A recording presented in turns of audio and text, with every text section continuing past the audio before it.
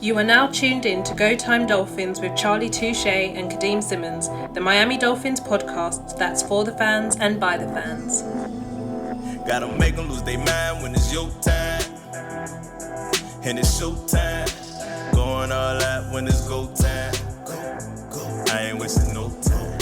Gotta make them lose their mind when it's show time. Cause it's your time. Lay it on the line when it's go time. Go. Don't waste no time. The 2021 NFL draft has been and gone. Apologies for not having, a day 2, day 3 recap straight away. My fault. I was called into work. All this kind of stuff. Before we, delve into the draft class and all that kind of stuff, Charlie, I've got another T-shirt. No. So this one isn't a Go Time Dolphins one. This is just a Dolphins one. But I thought I'd get friend of the podcast, Javon Holland, Tua, and Jalen Waddle. That's in there. That's solid. So, and again, this won't be like the only ones I get. I'm gonna have so many, all different trios, all that kind of stuff. But yeah, this one arrived a few days ago, and I thought it would only right that I wear this. If you see me in the Go Time Dolphins one over and over again, because it's that dope. Like me and Charlie always try to, switch it out, wear different Dolphins tops, all that kind of stuff. No, that hoodie's getting warm 24/7. So don't come in the comments. Kadeem doesn't get changed. He does get changed. He just wants to wear his favorite jumper. But how are you? Man, I can't wait till we get GTD merch. Man, you know how I'm doing. I'm doing good. I came on singing this morning.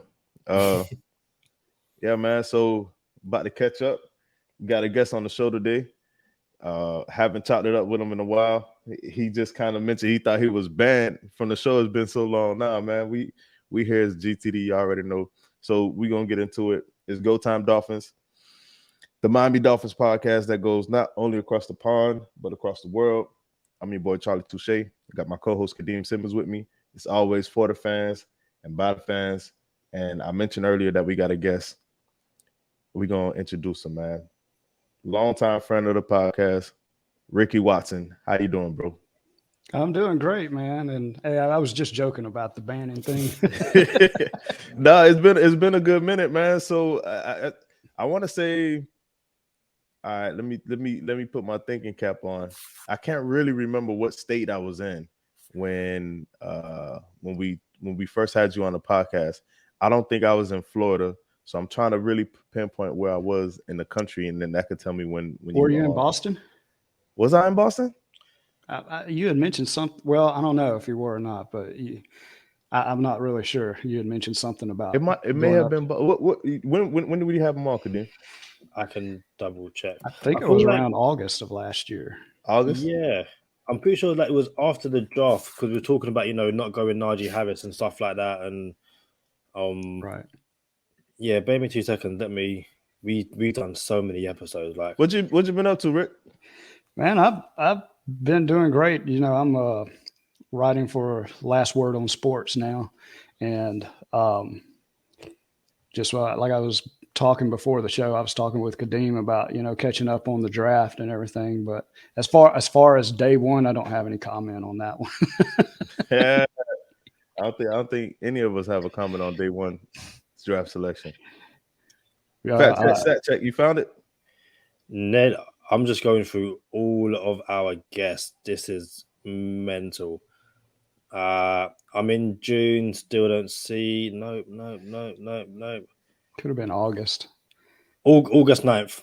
August 9th was when the episode came out. Yeah, I was in Boston. August 9th. I was in Boston. I thought it was earlier than August though. We might have recorded it earlier, but the episode came out August 9th. Right. Nah, I mean when we recorded Rick, it came out straight away. Yeah, straight away. If I'm in London, straight away, mate. Right away. We say right away over here. But yeah, man, let's do some 2022 NFL draft recap. I'm gonna start off with you, Rick, since you're the guest. Was there any surprises with who we took in the third round? Were you surprised that we didn't trade up Did you want to see more actions from the Dolphins? Were you happy with what we did? Well, I try to follow what Chris Greer says in his press conference, and I noticed the pre-draft press conference. He said he's always listening, but he did mention like there was a possibility, they weren't going to trade up that because they went through so much to get those picks for next year. So in the back of my mind, there was a possibility, hey, they did so much in free agency that they wasn't going to trade up. But one thing I wasn't surprised about on the first pick in the third round, and I text Charlie about this. I said there's one common denominator, one common pattern that Chris Greer has, a common thing that he does every year that he's drafted, every year. Before you tell us what it is, when you told me via text, I knew this was kind of his identity because Chris Greer is real good with keeping stuff close to the vest. He's real good with that. So I remember listening to a Chris Greer interview maybe 3 years ago, 4 years ago, maybe. And he said what he wanted to find it in players in the draft. He wanted to be real vague with the answer, but he was trying to tell us, this is what I look for in players. I like team captains. Most likely it's captains of the team, and it's people who love football. Like, I know everyone say, oh, they all love football. They all don't love football, right? So he also described a couple other people. But then when you told me what you said, I'm like, that's some Chris Greer stuff right there, because he's kind of alluded to that before. So go ahead and share with everyone what you told me. And man, when I look back at it, I'm like, bing. But go ahead. What was it, Rick? Every year he's always drafted at least one player that's played in a national championship, a college national championship. And our first player, Shannon Tindall, played in the college national championship last year against Alabama for the Georgia Bulldogs. So it just continues the pattern of what Chris Greer does. And also, at times, there have been in the past where he's drafted players from teams that have beat a team that has played in the national championship. Well, Tindall playing for Georgia, I mean, he played in the national championship and he beat, the other team that played in the national championship, Alabama. So, but that is the one pattern, he's always drafted at least one player that's played in a college national championship. What about you, Kadeem? Anything that you took from at least day two? Like, did you like, what? I'm surprised we did this, or I'm surprised we didn't do this. What did you take from the draft? So my draft story, and this will kind of make sense. So I was meant to be working that Friday night, like my normal working pattern shift. Instead, I had to work Saturday morning. So I basically missed the Dolphins pick live. So I woke up, avoided social media, re-watched the drafts, and I was like, okay, this is going to be a surprise for me. And going through, I was like, is Nakobe Dean going to fall? And he didn't fall. He went. I was surprised with the player, but not the position. I did think the Dolphins were going to go linebacker first. There was other guys like Darian Beavers who I thought that they might take. But yes, seeing Tindall, hearing what Ricky just said, going, that makes a lot of sense, and seeing the comparison as well. A lot of people kind of saying this is like a mini Jerome Baker. You can kind of see why the Dolphins went there. I also think that, and I'm sure we'll have another episode about this, but I think this should be the last year Touche 24 comes out, because how many of those players went to rival teams or like just didn't even get to the Dolphins? I was just like, I feel like Charlie jinxed it. Like very quickly, Charlie, who was the one guy you wanted from Touche 24? Listen, man, the one guy that I absolutely had to have If I could just pick one person, it would have been Marcus Jones. Marcus Jones, corner from Houston, ended up going to the Patriots. What's funny about all of this is, Kadeem got the guns out, boy. Hey, Kadeem been in the gym, and this man want to come in like, yo, I'm out here. Look at Kadeem. I literally, I'm moving my arms. Look at Kadeem. Hey, y'all add us. Hey, y'all slide on YouTube. Check us out at Go Time Dolphins. Share, like, and subscribe, please. But Kadeem got guns out, boy. The sun's not out in London, but so you can't really say sun's out, guns out. But it was earlier. Yeah, so I never been to London when the sun is actually out. It's always gray.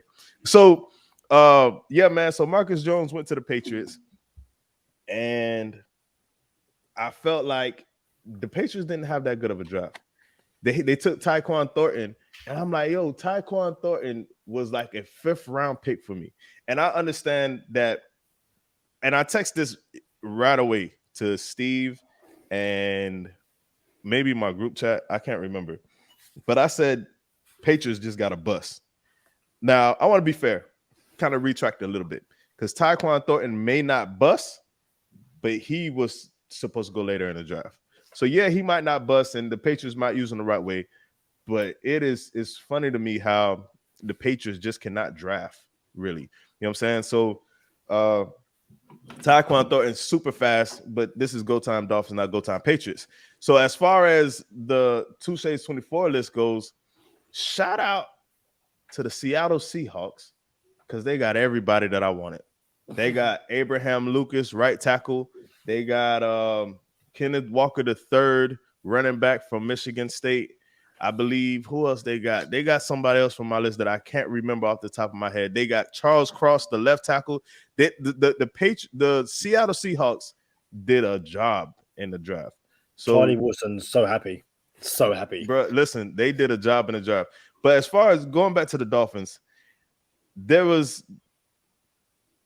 said Nakobe Dean didn't fall. He actually fell. He just didn't fall to us, right? So when Nakobe Dean was falling, the Carolina Panthers did exactly what I wanted the Dolphins to do. I'm gonna throw it to you, Ricky. The Carolina Panthers did exactly what I wanted the Dolphins to do. They took a 3rd round pick of 2023 to trade back up into this year's draft. That's exactly what I wanted the Dolphins to do. And then I wanted the Dolphins to keep this year's 3rd round pick as well. So now we would have had 2 3rd round picks. If someone like Nakobe Dean falls, bang, you could take them. You could have had Dean and Tyndall. You know what I'm saying? So, or you could have had who I was shocked that this person fell, which was David Bell. David Bell went to Cleveland at like 98-ish or 90-something. I'm like, there's no way David Bell fell to the 3rd round. So now Cleveland isn't going to miss a beat with Odell being gone and Jarvis being gone, because now they have Amari Cooper and David Bell. Excuse me. So I'm like, oh, they Cleveland's on the money. So I wondered if the Dolphins would have considered David Bell with pick 102. I'm like, man, I was, bro. Steve texted me as soon as David Bell went to the Cleveland. Steve texted me, "Are you okay, bro?" And I'm like, not really. Like, I'm really not, because just the idea of the Dolphins adding Tyreek Hill, having Waddle, and could have had what I believe is Anquan Bolden, the better coming of Anquan Bolden, to add to the Dolphins receiving core. Yeah, you didn't absolutely need it, but it does something. It changes the dynamic of your future when these contracts are coming up. You see how many trades happen with receivers, and people are trying to avoid that receiver contract now.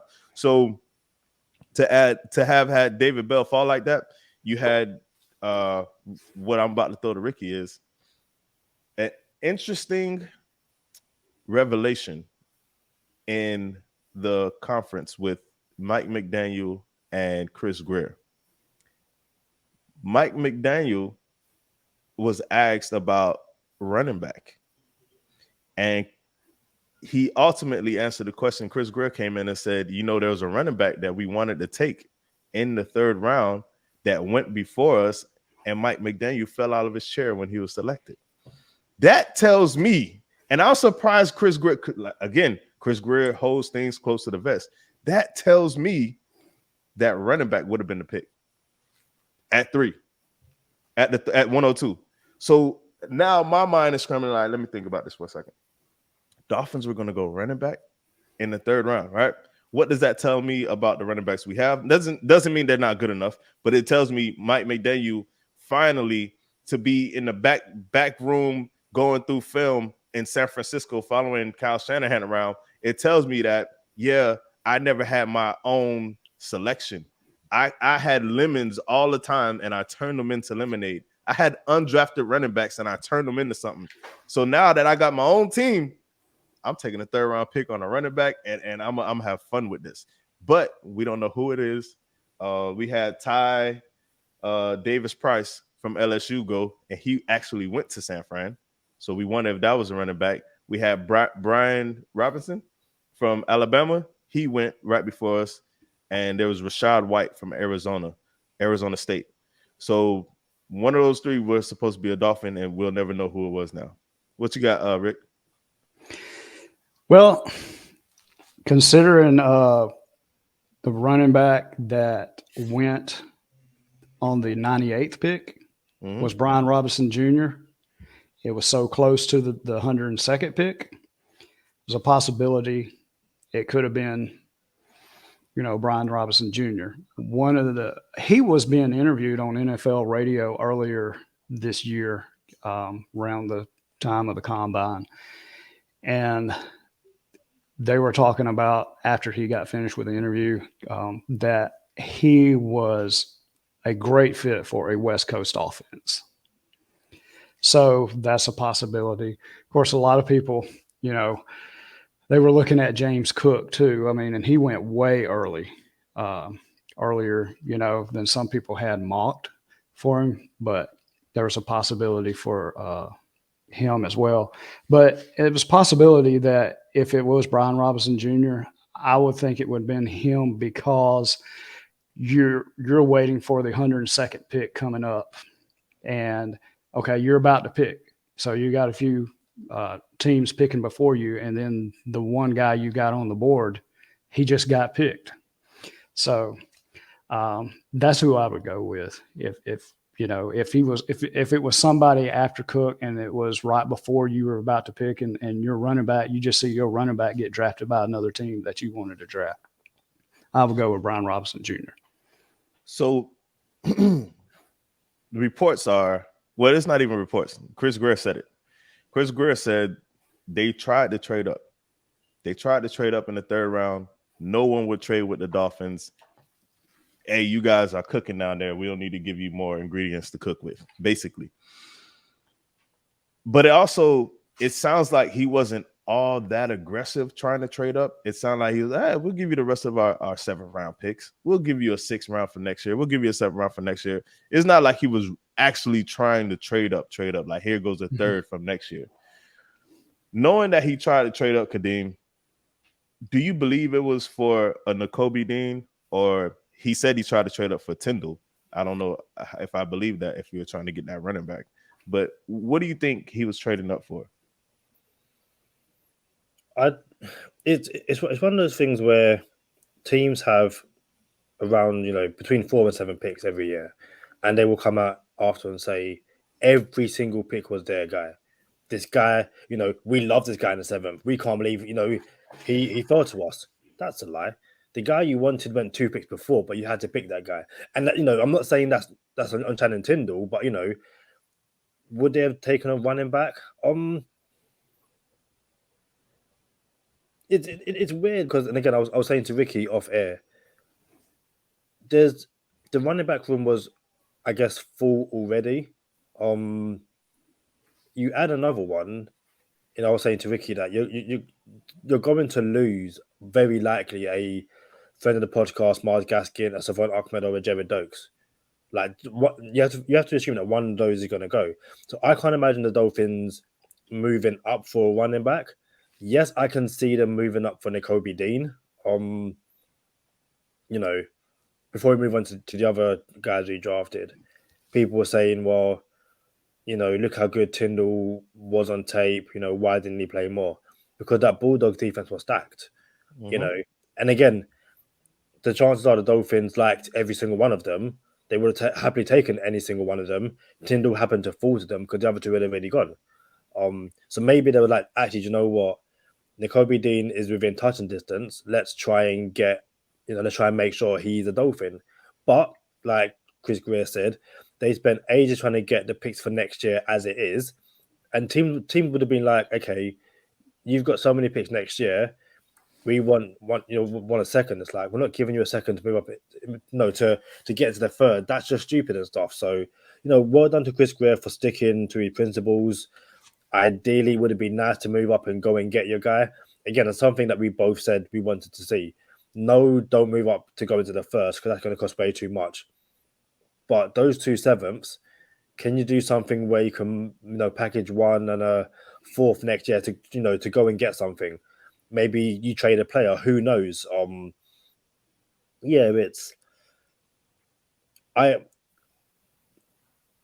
I think Mike McDaniel would have pushed to move up for a running back because Mike McDaniel, same way Brian Flores would have moved up for a safety. Yeah, Isaiah Simmons. He would have took Isaiah Simmons over Tua. 100%. Yeah. And again, this is going to sound really, really, really, really, really harsh, but taking someone like Noah Igbenogany back in the first when he would have been there in a second, maybe even a third. You look at against not Go Time Patriots, but Patriots taking Cole Strange in the first round, and you got the Rams going.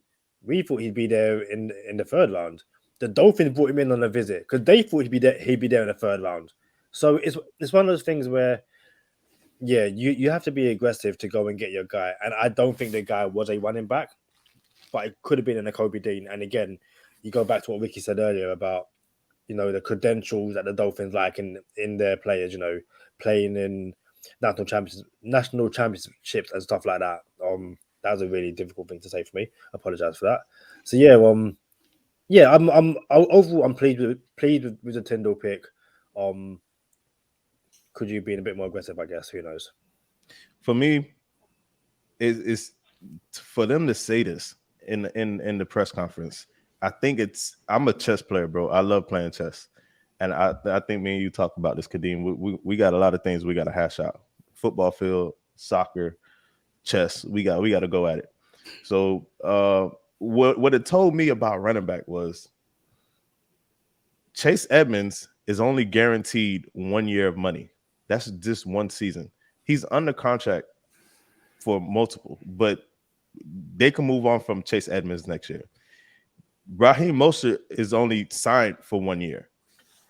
Friend of the podcast, 40 Acres and a Hellcat, Myles Gaskin is on the last year of his deal, and Savant Ahmed is on a 1 year deal. So technically, you really could move on from all 4 running backs next year, all of them, if you wanted to. McDaniel didn't pick any of those running backs. Whether he likes them or not, did he have influence on Chase Edmonds coming in? And obviously Raheem Mostert that he coached up? For sure, 100%.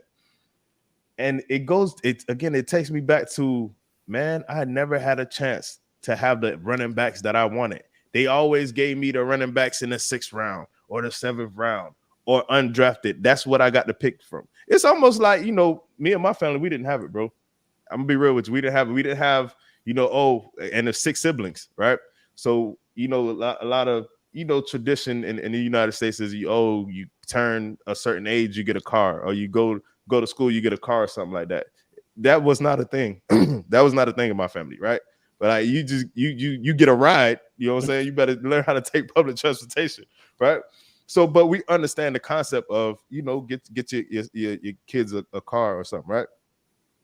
That's what I see Mike McDaniel as, right?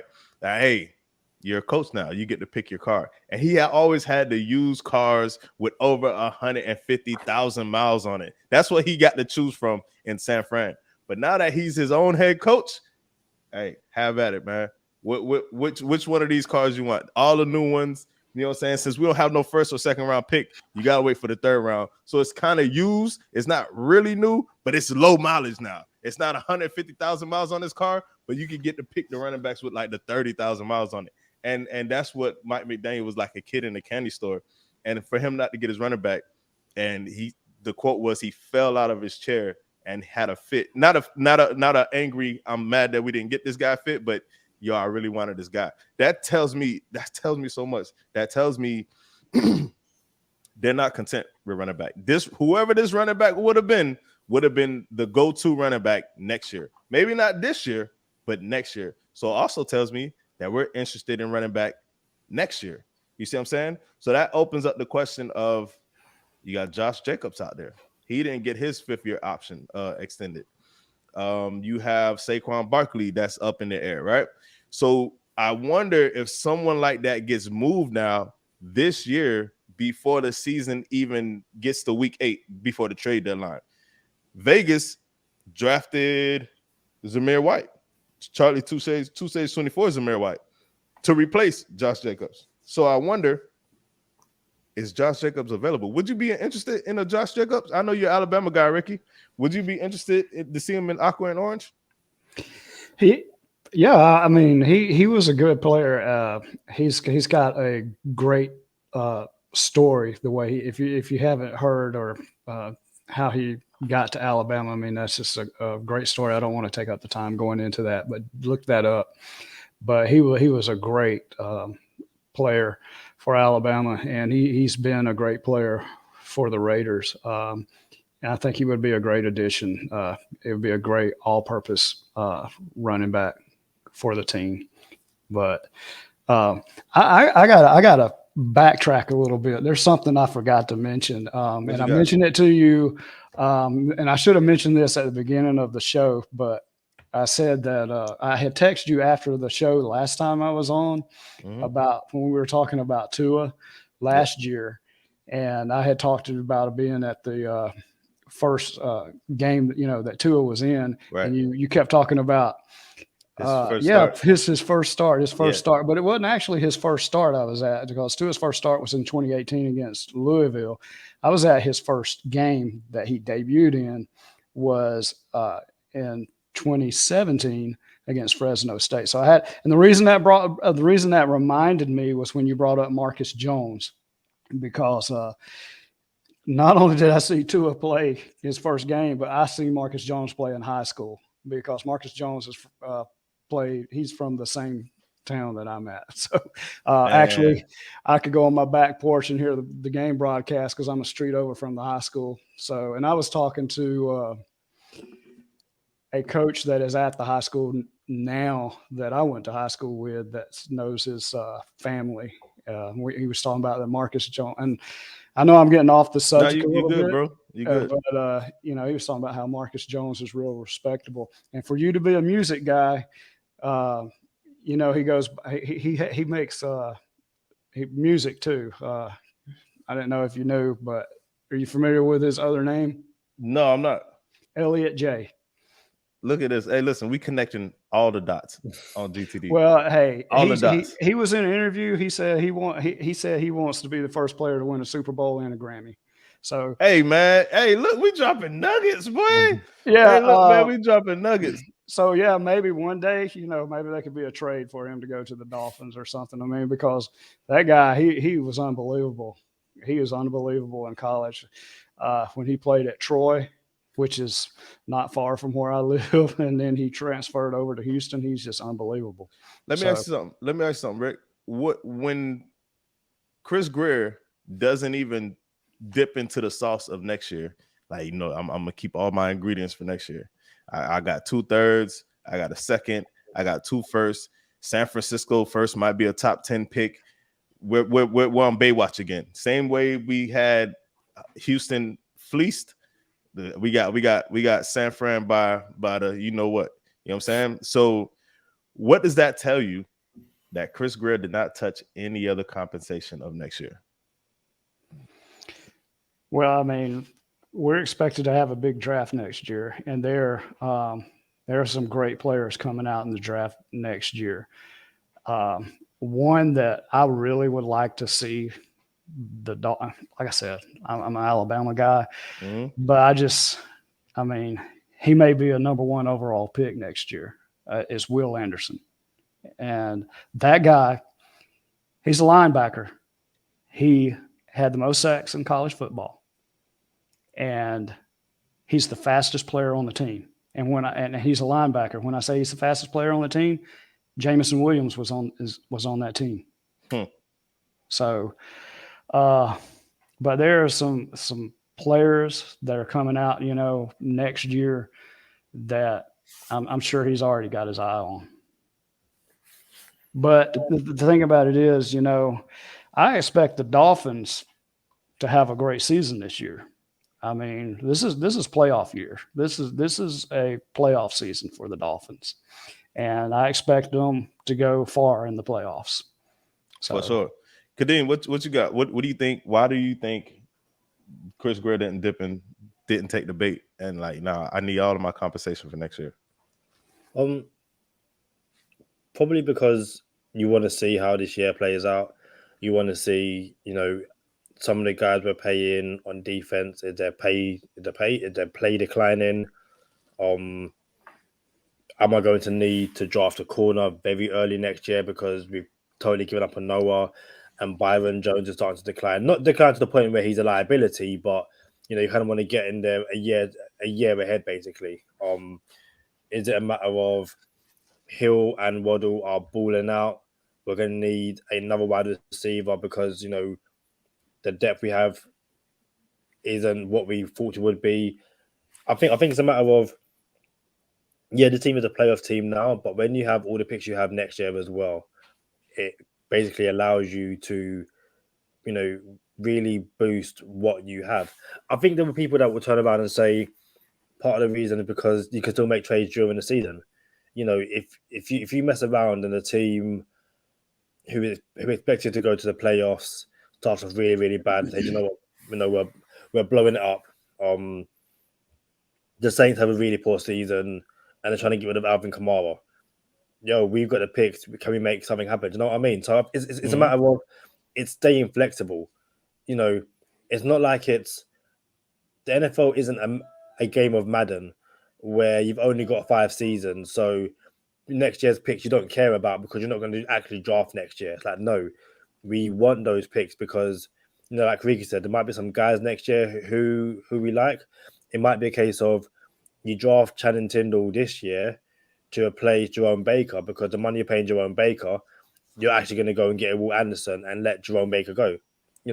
All that kind of stuff. It might be a case of, okay, we've picked up some offensive linemen as undrafted free agents, but we are going to go heavy first round offensive linemen.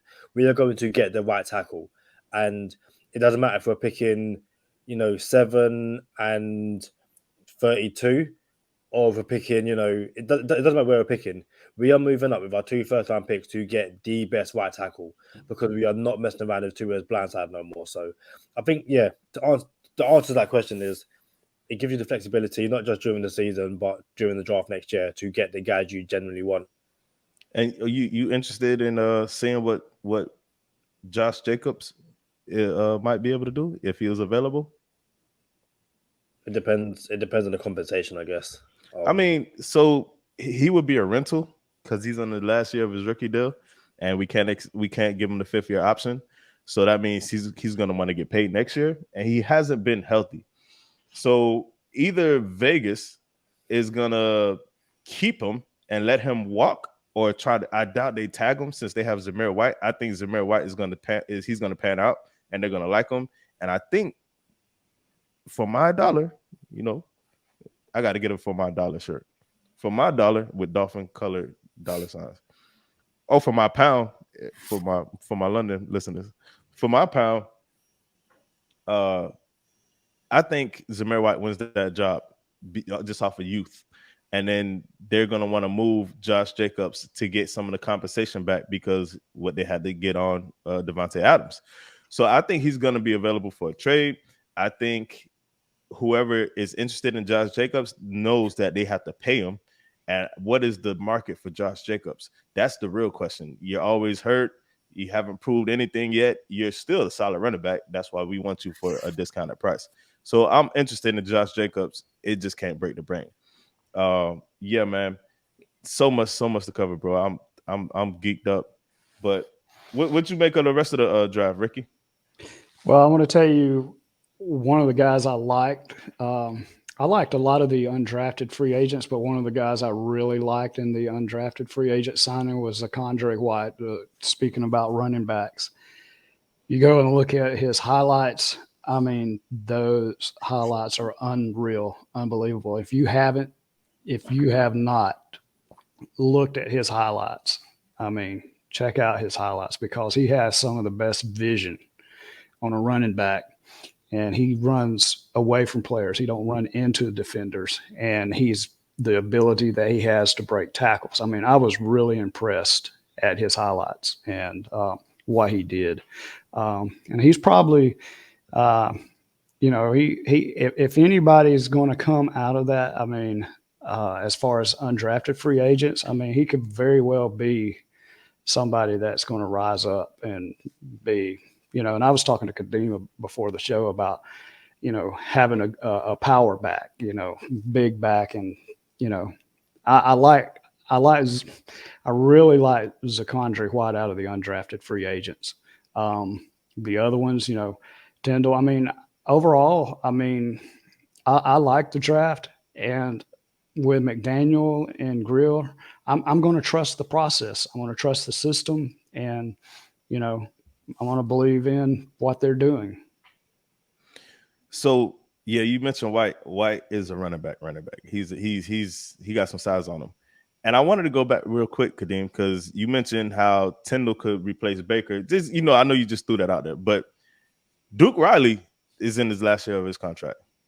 Andrew Van Ginkel, last year of the contract. You know what I'm saying? So I believe Baker is here. I know you just threw that out there, but I think Baker's locked in. Tyndall is going to replace, in case we want to move on from Van Ginkel. Like maybe we trade Van Ginkel mid-season because we don't want him to walk for nothing. That's why Tyndall is here. And then we haven't even mentioned wide receiver Eric Ezukanma. When you seen Eric Ezukanma come in, Kadeem, what was your thought? Were you like the rest of Twitter, like, oh, we don't need receivers? Why are we picking another receiver? Why? What was your thought when you seen Eric Ezukanma get drafted? I think it's something. I'm pretty sure we discussed it on the draft preview. Because we were talking about what if they get a Carl Phillips and stuff like that, and it's a matter of the money you're going to have invested in the wide receiver room over the next few years. You need to draft wide receivers. Like you need to have 2 or 3 guys basically playing on peanuts because the money is tied up elsewhere. So you've literally just seen a bunch of NFL teams trade away, their wide receiver 1s or 2s, and then basically, get someone else in the draft because they can't pay them the money that they want. That's not me saying that this is Jalen Waddle's replacement. Not at all. This is someone who, the Dolphins just lost Devontae Parker. Preston Williams isn't the most reliable player due to his injury history. You need guys like, Lynn Bowden's, from what we've seen from Perform, has had a great offseason working out and stuff like that. But then you start getting into the whole Isaiah Fords and stuff like that. And it's just like, we can't keep on going back to the Isaiah Ford. Well, like it needs to stop. And that's not saying he's a bad player, but it's more just a matter of, Aston Martin quarterback, Lamborghini receivers. So again, yeah, I like the pick. Did I wish it was Carl Phillips? Of course I did. Like, he was just someone, he's just fun to watch. But at the same time, the Dolphins needed something different, something which, in certain situations you can go to him and go, do you know what? Yeah, this is for you. So no, I was completely fine with that pick. I thought it might be like a 7th round pick in terms of they go wide receiver in 7th round, but if they like someone who's in the 4th, then do it. And the only reason I said it might be a 7th round pick because I thought the Dolphins would at least look at an offensive lineman in the draft. When Cam Jurgens went, I was like, that's annoying. He went early too. Yeah. He should have went where Cole Strange went if we're gonna go start drafting people early. You know what I'm saying? Yeah, definitely. Alec Lindstrom wasn't drafted, was he? I think he ended up signing with Dallas Cowboys as an undrafted free agent. So and again, that's the one thing I love about the drafts. I remember, I don't want to go too off topic of this year's draft, but the year we drafted Tua, we had pick 5, 18, and 26. I think every single mock was it Josh Jones at 18? Yeah, and he fell to Arizona, I think. Yeah, like top of the third. Alec Lindstrom was seen as a third round pick. Even by myself, you see the tape, you think nothing special, but he's a draftable player. Third, fourth round, undrafted. It's the thing I love about the draft. Ricky asked me this question off air, so I'll ask you this question, Charlie, and then we'll throw to Ricky. What did you make of drafting the quarterback in the 7th round? You got to. This is like, imagine, and I couldn't remember that. I'm kind of sour that I don't remember this dude's name. It wasn't Doherty. Who was the quarterback we drafted after Doherty? And he kept coming in the preseason, and everybody liked him for our practice squad. Reed Sinnett. That's who it was. So if you remember when we had Gase here, we had, I think his name was Brandon Doherty. I could be wrong, but I know his last name was Doherty. He was from here, Davie, Florida. And he looked pretty, all right, I see you. And you kept him around on the practice squad, right? Reed Sinnett, someone else. He's been hanging around, keep him on the practice squad. In case of an emergency, break glass. You have Reed Sinnett right there. So Tua got put on the IR. Brissett came in, and we had to have a backup quarterback behind Brissett that knows the book, knows the playbook, knows the organization, knows that he's in the building that we can trust if Brissett goes down. So we don't have to have Cedric Wilson tap into his quarterback skills because we don't have a quarterback on the practice squad. You absolutely have to have a quarterback on the practice squad. For anyone who thought, Tua is the quarterback, don't give him no backups. That's not how this thing works. You know what I'm saying? So you have to have a quarterback on your practice squad. And we got to handpick our quarterback on the practice squad as opposed to, let's go see what's out there, who's working at UPS and FedEx and see if we can get somebody in the building. Nah, we seen LB. Them. Let's go get LB. You feel me? So, yeah, man, they like what they saw in Thompson. And they said, yeah, sign him up. So, and for me, I like the fact that he's mobile. He can get in and out the pocket. A lot of the times, these quarterbacks that's drafted late, they're pocket passers, and we're not in a pocket passing NFL anymore. So if you're gonna have a quarterback on your practice squad that you're gonna break glass in case of emergency for, you don't want him to have the pressure of, hey, we have a playoff team. Come in here and gunsling. I like the fact that he can get out of trouble with his legs. So yeah, I think it's a good pick. And I told LB, I'm like, look, ultimately, if he ends up being something, you could trade him. That is the ultimate trade chip, is a quarterback in the NFL. Green Bay did it almost every 3 years behind Brett Favre. They would draft a quarterback and then trade him. Ty Detmer started somewhere else. Who else? I can't. My Green Bay backup quarterback list ain't what it is right now. But you know what I'm saying? Just keep and then even New England did it. You know, Matt Castle, Jimmy Garoppolo, Brissett. Is another one in there somewhere? I forgot dude's name. The red-headed dude. He went to Arkansas. You might know him, Ricky. I know they had one from Auburn, Jarrett Stidham. But Stidham. Stidham kind of didn't work out like the other ones did. Yeah. I forget the Arkansas quarterback that they drafted. He was kind of where's Brandon Whedon from? Whedon, yeah. Brandon Whedon. I think he went to Florida State, didn't he? Trying to think. I mean, it don't matter. It is what it is. It don't matter. But yeah, man, you got to have a quarterback on deck. And he's going to be our practice squad quarterback, and we'll break the glass in case of emergency. Ricky, we discussed it off air, but you know, as a Tua fan, obviously, like no one's coming here and saying this guy's going to replace Tua, like just Right. stop. But you know, your thoughts on drafting a quarterback in the 7th round, given that you asked me that question, but you know, I'll ask you now. Well, you know, you're talking about having a practice squad quarterback. You know, then you got a question. What about Chris Trevler? Are we going to keep 4 quarterbacks on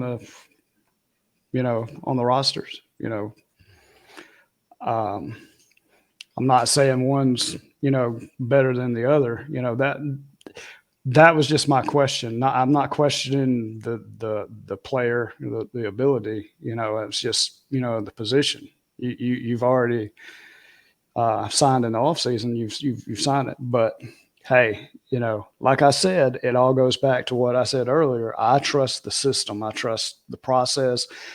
I trust McDaniel. I trust Greer. I mean, these guys know what they're doing. So that would be, you know, my only thing. So are they is one of them going to go, or are they keeping all 4? So You know? here's my thing, Rick. There's 90 men that's going to be on this Right. roster. So you got to have camp arms, what they call camp Right. arms, because now you're going to have 15 receivers. Obviously, all 15 aren't going to make the roster. You're going to have 11 tight ends, 15 receivers, and you got to have people to throw to them in camp. So Tua's not going to throw to everybody. Right. You know what I'm saying? Right. So you got 4. And if I'm being real with you, it's probably going to be another quarterback added just for a camp arm. Right. So you're going to need more camp arms. I know you always see in the offseason, like, why they got 6 quarterbacks dropping back doing the passing drills, right? So not all 6 will make it, but yeah, it's always competition. And when the cliche of, oh, we just want every position got to get better. Everybody got to get better. Even the backup quarterback has to get better. Like, we have to apply pressure on the backup quarterback. So and then you're not just hanging around practice squad making $150,000 a year and thinking your job is safe. Like, no, you could be replaced too on the practice squad. So everybody has to get better. And before we go into bonus time, Kadeem, we got something to say about the Waddle giveaway. I know we haven't worked it out, and I know it's up in the air. What are we doing? So Charlie and I don't speak off air as much as we used to. We try and save it all for the podcast, but we had to discuss the Waddle giveaway. To be totally transparent and totally, you know, forward of all of our fans, this was a great idea in practice. You know, 5-star reviews. What we didn't realize, or what I didn't realize, was that we just couldn't see all the reviews. You know, people messaged me saying they left a review and I couldn't see it. I think if I check my phone right now, I can go on, you know, I can go on iTunes podcast. I think there's like 9 reviews there. I go on a different website and it says there's 17. Yeah. So like it's not like it's 8 and 9 or, you know, 8 and 10. It's 8 and 7 or 9 and 17. That's too big a gap. You know, I spoke to Charlie and said, okay, could we do something where the guys who, or the people who did respond and got linebacker correct, you know, that was the answer. Dolphins went linebacker first. Could we do something where they kind of like go through and then we have another question? But then again, it's like, that's not fair. Ones just say Ricky left a 5-star review and it just never showed up. Ricky could be like, well, hold on. Yeah, I put linebacker in, and I wasn't in there. And I didn't go through. So I think, and I'll be honest, it's harsh on, you know, the people who did leave a review, have proof they left a review. Because even Charlie said to me, okay, if you left a review, can you go back and screenshot it? Well, yeah, you can, but you can also edit it. Now, I don't think the Go Time Dolphin fans would edit their review to make it say linebacker. But there's always that one person, and imagine that one person wins. So I think I got an idea. And you know what? I don't know if you came up with something with Kadeem, but the light bulb just went on, like, ding, you know what I'm saying? It just came on. So this is one of the things we'll do. If you left a review, period, if you left us a 5-star review, we're going to give you something for free. Something. We'll get you some Dolphin merch for free. Screenshot your review, send it to us. at GoTimeDolphins. GoTimeDolphins@gmail.com.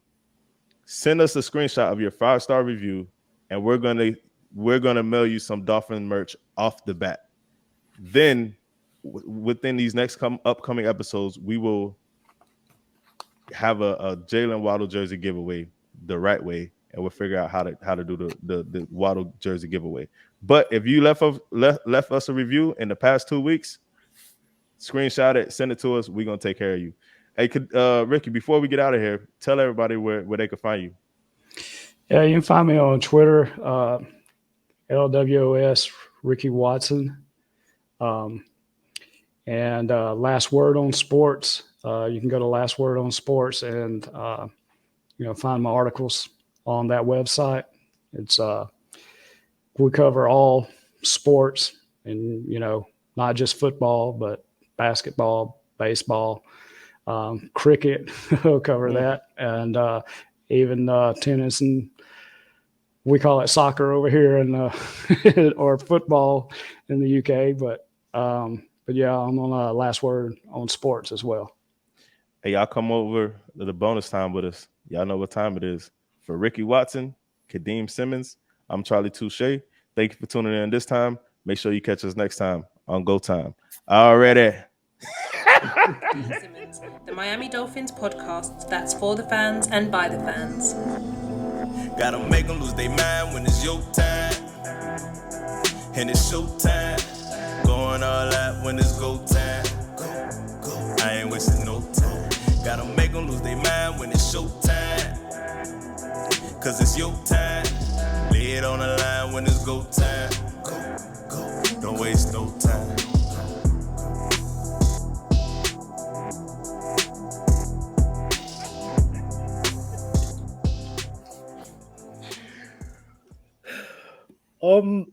So yeah, Ricky, you haven't been on since last August.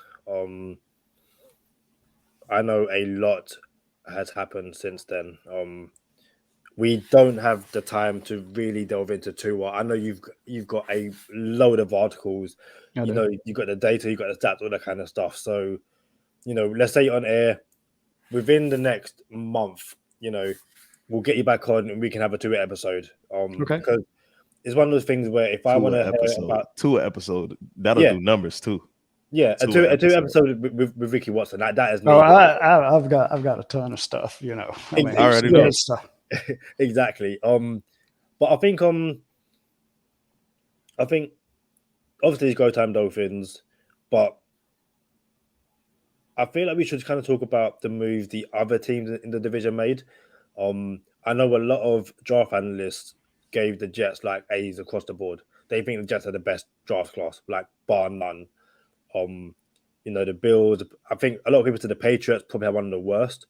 But Ricky, what do you think of the other 3 AFC East draft classes?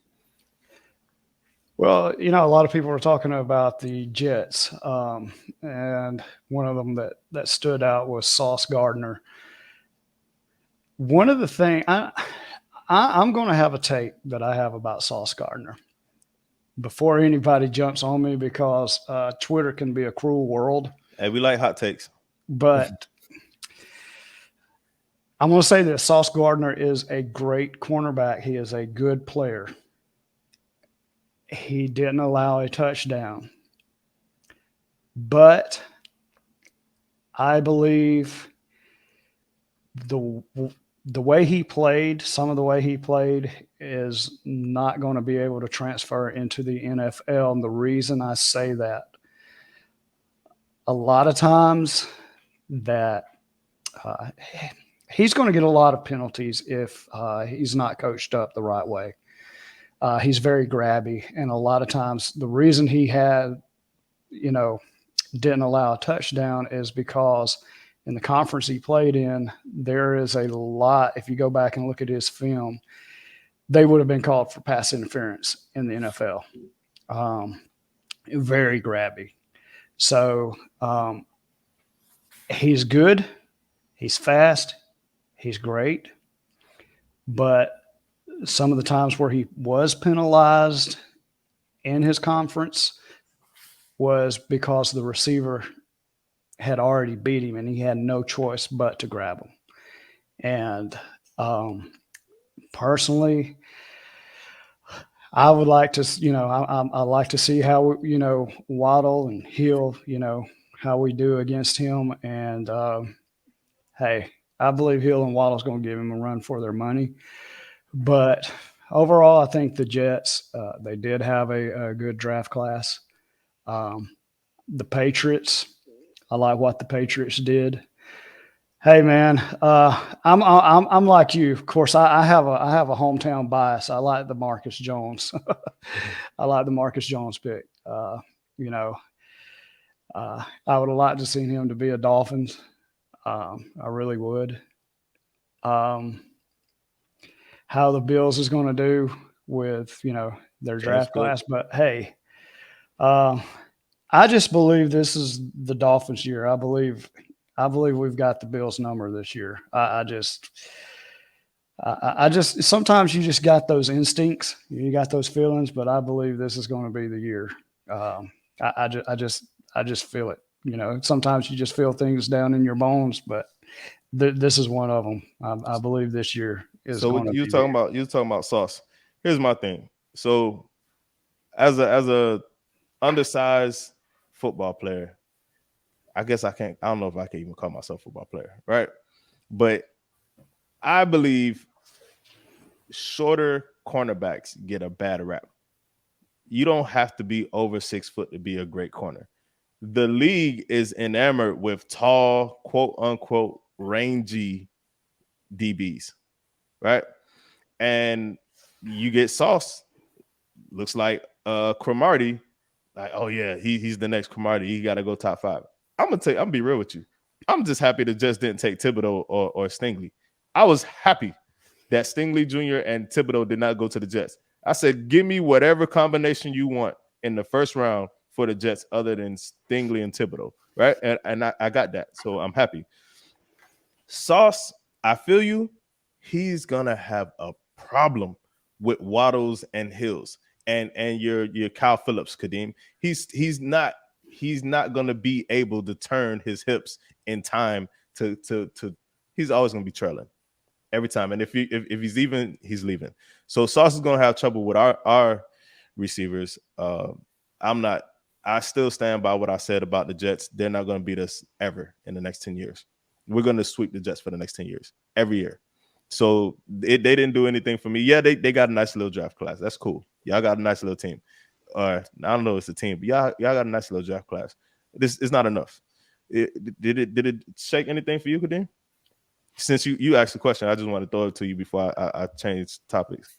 Yeah, of course. I think, ideally you want the Jets to draft people and everyone to go, really? You did that. Like, I wanted the Jets to have a Patriot draft class where it's like, can't see why they did any of that. Like I said, after the first round, I think the move they made were to try and catch up to the Dolphins. I think they see the Dolphins as a team that they can catch, when really and truly it's the Jets. Because I think the Patriots. Listen, you can have even if you've got one good corner against the Dolphins, it doesn't matter no more, because we've got Hill and Waddle. And okay, even if you can find 2 corners that can keep them quiet, good luck. Mike Gesicki's going to, get open as well. So unless Sauce Gardner finds a way to clone himself 3 or 4 times and basically beat all the DBs, listen, the Jets improved. It'll be hard for them to not improve given how bad they've been recently. But their main source of improvement needs to come from the quarterback position. And I'm not worried about Garrett Wilson beating Byron Jones or Xavier Howard or, Fender Podcast, Javon Holland. So it's a matter of, listen, the Jets might have improved, but to me, not enough where I really worry about them. Listen, my negative points or my negative, how I am as a person, when we play the Jets, I might be like, is there a chance? And then the game will start, I'll be like, of course there's no chance. So, yeah, the Bills are okay. The Patriots, we can keep saying, oh, Bill Belichick's a genius, he drafted Coach Strange, all that kind of stuff. At some point, you just got to go, the Patriots can't really draft that well. So I would not be surprised if Coach Strange struggles, if Christian Wilkins, Zach Sealer, Van Ginkel, Jalen Phillips, they just beat up on this little kid. But, same way with Noah, he didn't ask to be drafted in the first round. Congratulations to him. He can always say he's a first round draft pick. Just unlucky that, you're up against the Dolphins D-line. I mean, 3rd and 4th place isn't bad, but 3rd and 4th place when there's only four teams in the division, it says something else. So, listen, I want to kind of get into this Ezukanma pick real quick because I kind of passed it off, but I didn't really say what I wanted to say about it. I've been watching the NFL draft since I was a teenager. I'm talking about when it was more than when all 7 rounds was in one day. Can you imagine that? All 7 rounds, it was a holiday. I promise. It was, we're going to barbecue. We're going to watch the draft. It's going to be all day. My dad used to record it on VHS. Multiple tapes. What's a VHS? So we used to record a draft on VHS, bro. And you know what? I forgot to mention all of this. You know what I'm saying? Like, because it was just so normal to me and natural to me. I could probably shout out to Josh Casca. I probably could have said it on his podcast. So I just always been around the draft, right? So since a teenager. And then, all right, we'll just get to it. So here's the thing about the Dolphins drafting a receiver. If you look at the dynamic of the Miami Dolphins, you're most likely, and I mentioned this before, you're most likely going to keep 6 receivers on the roster. Most likely going to keep 6 receivers on the roster. One of them will play that Mac Hollins role where he's a true special teamer.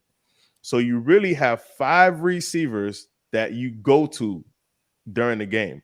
If one of those receivers get hurt, your 6th receiver then becomes eligible to catch more passes, basically. All right, you might get some targets now instead of going out to run routes. Unfortunately for the Miami Dolphins, the past 2 years, we've had Mac Hollins and Isaiah Ford have multiple targets. Like, yo, you guys are real receivers now. And they're supposed to be practice squad players or special teamers. This is not a knock. It's just real. What happens now is you have Tyreek Hill, Jalen Waddle, Cedric Wilson, Preston Williams, Lynn Bowden Jr., Trent Sherfield, and Eric Ezukanma. That's 7. How good is your math, right? So here's the thing. For the first time in my life, this is just a true story, Kadeem. First time in my life, all the drafts I ever watched. There was a time where I never missed a draft. I gotta watch the draft. Like, hey, what are you doing? Oh, I'm watching the draft. Sorry. You feel me? There's time. Anyway, this is the first time in my life where, and it happens every year, because you kind of, when you're ignorant to something, it feels better. Like, oh, I didn't know this guy was that good. But once you start to know these players and like, you know what you're missing out on, you're like, dang, I wish we could have had them. I wish we could have had them. I wish we could have had that guy. And next thing you know, you have a Dolphins podcast because your knowledge is, you're growing. So the thing is, this was the first time in my life, all honesty, where the Dolphins didn't take a player or the player didn't get to the Dolphins, and it was gut-wrenching. Jonathan Taylor, that was one thing I like, man. Jonathan Taylor's going to be nice. But I was still desensitized from the Dolphins aren't going to pick the players that I want anyway. So I need to not get attached, right? And when I seen David Bell falling, listen, I got to say this so we could come back 8 years from now and say Touche was right. When I seen David Bell falling, I was like, the Dolphins are going to go David Bell. And I know they will because they're going to go receiver sometime soon. And for everyone who's like, why we need more receivers? This is why you need more receivers. If you're going to go with 6 receivers on the roster, let's just do simple math. Tyreek Hill's not playing special teams. He's not going to be a gunner. Waddle's not going to make tackles on punt return, or a punt team. He's not going to be a gunner. Cedric Wilson's not going to be on punt team. He's not going to be on kickoff team. He's not going to be a gunner. Lynn Bowden Jr., maybe. I don't like it, though. He's not really sized to be on special teams to go down and make tackles. Preston Williams, we know for sure he's not tackling nobody, right? So when you had Mac Hollins, there's only one role in your receiving room that has a special teams option. Mac Hollins had moved on. Trent Sherfield was his replacement. For everybody who doesn't know who Trent Sherfield is, check him out, look him up. He was on San Fran last year. He only had 9 receptions all season. He's a special teamer. So he looked like he was a fix for the 6th receiver on our depth chart. And the reason why I'm trying to hammer this away, because I need y'all to see the vision of what the Dolphins are doing. Now that you have added Eric Ezukama, I am not saying, oh, he's the special teams receiver. No. There's a chance Eric Ezukama could come in and win the position. He can win the 3rd receiver role. He could come in. And, you all right, Rick? We good? Yeah, I'm good. I'm good. All right, hey, gotta check. We can't have nothing on live. Like we gotta, get the response team in there. So Eric Ezukama can literally come in and do what Preston Williams did, win everybody over, and now he's a starter. If Eric Ezukama comes in and starts, here's the question, Kadeem. Who is on the bubble? Is it Trent Sherfield? Is it Preston Williams? Or is it Lynn Bowden? Because what happens now is if Eric Ezukama becomes a starter and Trent Sherfield is bumped off the bubble, you're not putting Lynn Bowden or Preston Williams in on special teams. You're not doing it. You're not telling Lynn Bowden or Preston Williams to go make tackles. So what do we do then? You see what I'm saying? So everyone has just been put on high alert in the receiving room. Like you got the 6'2" dude, and for the record, Devontae Adams and Hopkins, they're 6'1". They just play real big. You got some receivers who are 6 foot that play real small. Eric Ezukama, he actually plays real big too. So not saying he's going to be Devontae Adams or Hopkins, but it's nice to have that size. Preston Williams is 6'5". So for those like, oh, we don't have size. Well, Eric Ezukama plays big. Same way Devontae Adams and Hopkins plays big, Eric Ezukama plays the same way. Now, this tells me, Kadeem, Preston Williams on the bubble, and like I suspected before, Lynn Bowden Jr. is on the bubble too. Now you'll be able to trade Lynn Bowden, but you'll cut Preston Williams. So it's something to look at. And had we drafted a running back, it would have been the exact same way in the running back room. No one is safe. And as much as we have friends of the podcast and people we love on this team, this is the type of competition you want in your locker room. Like, hey, no one's safe, and this is for the betterment of the team because we want winners. Yeah, definitely. Ricky, I'll ask you, and if you're still here with us, great, brilliant. Thank you very much. Welcome. I was talking to the listeners. But yeah, I'm glad you're still with us as well. So to Ricky and the listeners, leave it in the comments. Who do you think makes the team? Lynn Bowden Jr. or Preston Williams? I looked at those. I looked at that last night, and you're talking about usually 6 players, and my 6 players, and I think I had both of them on there, but my 6 players were, let me see, was Hill, Waddle, I got Bowden, Williams, Cedric Wilson. He's Cedric Wilson, and I don't know how to pronounce the guy that we just drafted. We just call him Easy. Okay. Those were the 6 guys I said that would be on the team when I looked at it last night. So I would have Bowden and Williams on the team this year is those 6. And then, those would be on the final 53-man roster. What I'm cool with, Kadeem, again, now this is all on Ezukama. And this is why. Because if he comes in and blows the top off the team and becomes a surefire, we struck gold. This is a great problem to have. He becomes a starting receiver, replaces Parker off the bat. Cedric Wilson is now a backup, right? What happens is most likely I don't know who they move on from, Preston Williams or Trent Sherfield, but I know it's not going to be like you're not going to have your starting Eric Ezukanma play special teams because he can. Now, the thing is, if he doesn't come in and perform well, then now you could just bump off Trent Sherfield and Eric Ezukanma be your special teamer. You see what I'm saying? And now you actually have 6 receivers that can play receiver, but Eric Ezukanma can play special teams. You spent a 4th round pick on that. I'm happy with it. But I'm just saying what we could put him in the middle of not starting and not being a special teamer. And at the least, he's a backup slot receiver. So I like it.